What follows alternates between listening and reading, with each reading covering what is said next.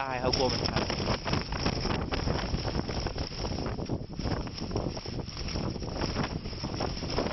เอาอยู่ครับเต็นท์เคทูเอาอยู่จริงๆลมระดับนี้ถ้าเป็นเต็นท์ใหญ่ๆเต็นท์แบบใหญ่ๆสมัยก่อนนี่หักนะครับยังไงก็หักครับลมมันปลิวครับโอ้โหสุดๆที่นี่พาวแล้วสิ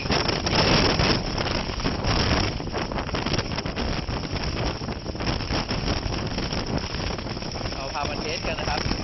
อันนี้มอเตอร์ลาดครับอันโน้นเอ็กพอร์เลอร์ครับ